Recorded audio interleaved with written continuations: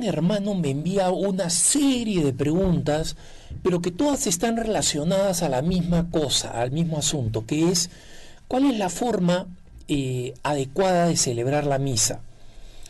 Hermanos, al momento de celebrar la misa, nosotros tenemos que entender que hay dos cosas que están en juego.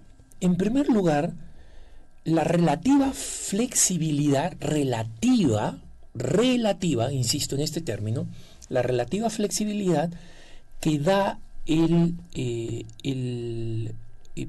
ordinario general de la liturgia o el misal romano para realizar algunos gestos o algunas actividades. Como sabemos nosotros, existen distintos cánones de la misa, el sacerdote puede elegirlas de acuerdo a la oración, a la situación, a la circunstancia. Nosotros estamos acostumbrados en muchas parroquias a que el sacerdote celebre el más breve, ¿no? Otros usan uno un poquito más largo, otros usan el canon romano, en el que se mencionan todos los santos, por ejemplo. Hay distintas razones, distintas circunstancias y distintos gustos, ¿no? Y parte de esta flexibilidad, hermanos, tiene que ver con el hecho de que la Santa Misa se tiene que celebrar en contextos de distintas culturas y en distintas circunstancias, todas ellas más complicadas que las otras, ¿no? Y en consecuencia hay que tener una enorme paciencia para entender que no todo puede estar escrito. Como ustedes saben, en el misal romano, las cosas que tiene que hacer el sacerdote: elevar las manos, hacer una bendición, hacer una señal de la cruz, juntar las manos en oración, etcétera. Todo eso está escrito en rojo, ¿no? Y luego lo que el sacerdote tiene que leer está escrito en negro. Entonces, muchos católicos, un poco irritados con las improvisaciones que realizan algunos sacerdotes, han acuñado esta frase, ¿no? Padre, hágalo rojo y dígalo negro, ¿no? Es decir, aténgase a lo que indica el misal y diga lo que dice el misal, no improvise, no invente palabras, no agregue cosas, ¿no? Pero, como ustedes saben, aún dentro de esto, de lo descrito en rojo y de lo que hay que leer en negro, existen algunas posibilidades de variación que no son muchas y que el sacerdote no se puede tomar la libertad de inventar y de salir del libro sagrado y del misal romano. Pero existen luego otras prácticas que tienen que ver con prácticas adquiridas décadas atrás, impuestas en una parroquia por un sacerdote que después se quedaron como tradición de la parroquia, distintas costumbres, y todas estas hacen que las misas no sean exactamente iguales, ¿no? Y que existen misas donde el sacerdote hace horrores, que ya los he mencionado, y ustedes pueden buscarlo en www.preguntasdefe.com, misas que son auténticamente heréticas y en consecuencia inválidas, o sea, que las personas no han participado de la Santa Misa por culpa del sacerdote, que ha inventado el rito, ha dicho lo que se le da la gana, y en algunas cosas ha consagrado cosas que no son consagrables, como en una ocasión me contaron en Venezuela un sacerdote que decidió consagrar unos panes dulces con mermelada de guayaba como si para repartirlos en la comunión, ¿no? Entonces, no estamos hablando de esos casos extremos, estamos hablando de los casos de algunas prácticas. Entonces, menciono algunas de las preguntas que me hace este hermano respecto de, de la celebración de la misa. Y dice: ¿Por qué durante la misa, en la presentación de las ofrendas, ya solo cantamos, ¿no? La presentación de las ofrendas es esa parte donde las ofrendas son traídas al sacerdote, a veces en un procesional, a veces están en el altar, y donde el sacerdote eleva la hostia y dice: bendito sea Señor del universo por este pan, fruto del trabajo del hombre, ¿no? Y etcétera. Y eleva el cáliz y dice lo mismo, fruto de la vid y del trabajo del hombre, ¿no? Entonces este hermano dice: ya no se oye la oración que hace el sacerdote, y ante la cual respondíamos o respondemos: bendito seas por siempre, Señor, ¿no? Y él dice: siento que los niños y los jóvenes ya no entienden qué es. La mayoría no sabe ni qué hay que contestar al ofrecimiento que hace el sacerdote, y reconocer que todo lo recibido de Dios se lo devolvemos ofreciéndolo. Mira, hermano, tienes una teología correcta, pero el tema no está acá en la parte filosófica. El tema está acá en el tipo de atención que presentamos a la misa, ¿no? Entonces, si la canción del ofertorio es una canción adecuada, ¿no?, teológicamente adecuada, que dice: te ofrecemos, Señor, este pan y este vino, y la canción es adecuada, no se pierde en nada el sentido del ofrecimiento. Si tú prefieres, y para ti es un problema, un obstáculo, una misa donde no se guarda silencio y se dice y se escucha al sacerdote decir la oración de la ofrenda, del ofertorio, y decir bendito seas por siempre, Señor, entonces ve a una parroquia donde lo hagan, ¿no? ¿Por qué te digo esto? Porque tenemos que entender que todos tenemos algún tipo de sensibilidad litúrgica, pero la participación en la vida sacramental, en la vida de la iglesia, en la misa, tiene algo de ascético, o sea, algo de renuncia personal. La misa no puede ser exactamente como a mí me gusta.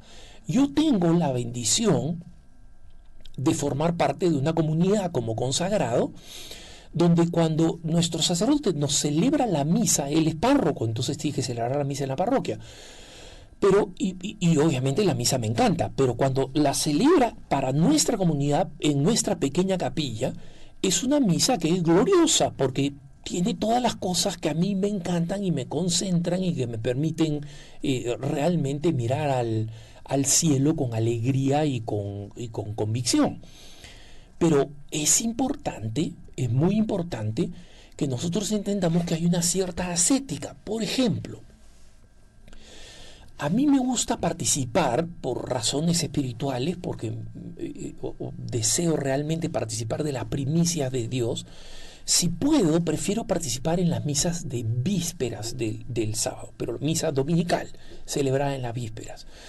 Porque las ofrendas son para mí espiritualmente una cuestión completamente subjetiva, lo reconozco, las primeras ofrendas del domingo, presentadas en la víspera, ¿no? Pero a la misa donde yo voy en mi parroquia, la mayoría de las personas que van a la misa de víspera son personas mayores, son adultos mayores, ¿no?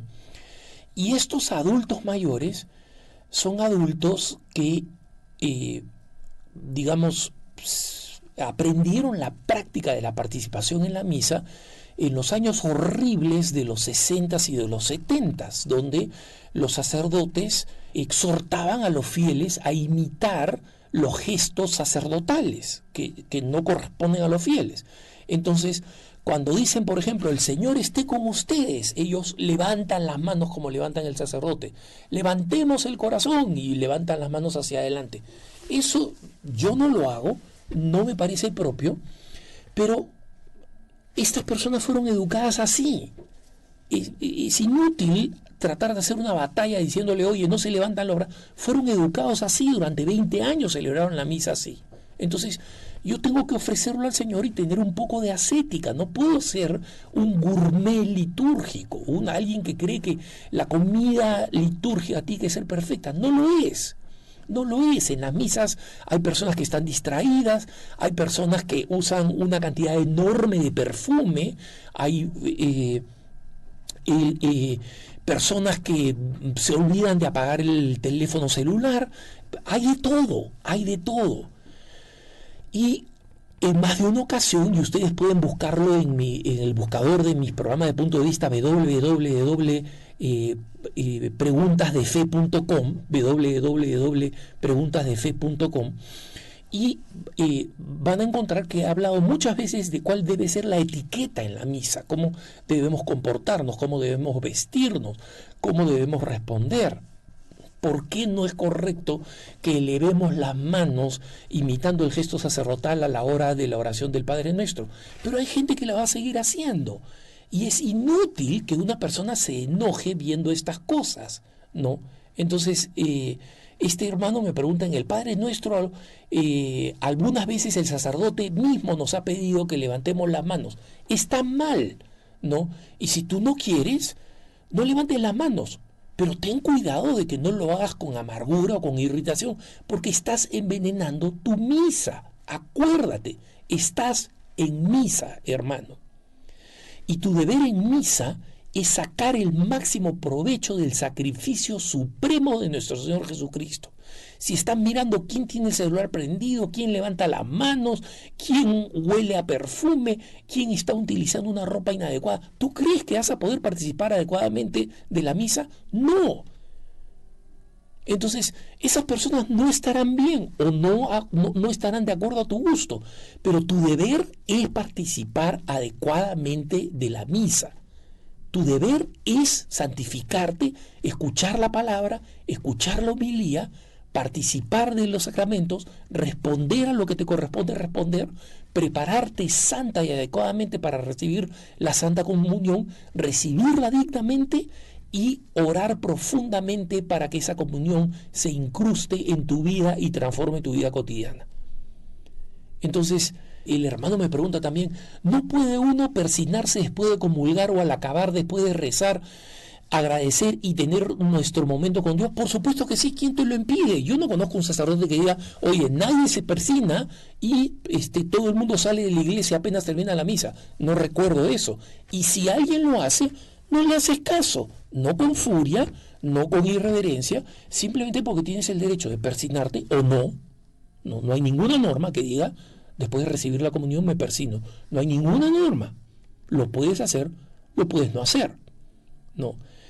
Y algunos sacerdotes me argumentan, mira, no es ideal persignarse porque estás con Jesús en el corazón y no hay nada más sagrado que eso.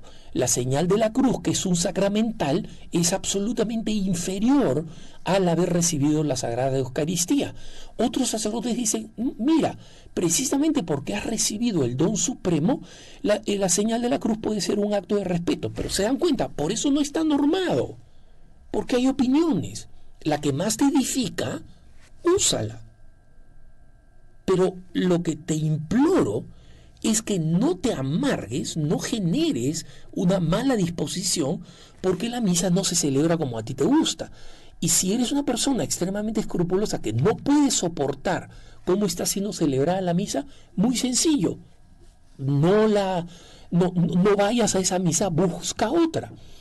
Pero si eres una persona normal, serena, acepta las cosas como suceden alrededor, porque somos una comunidad humana imperfecta, ¿no?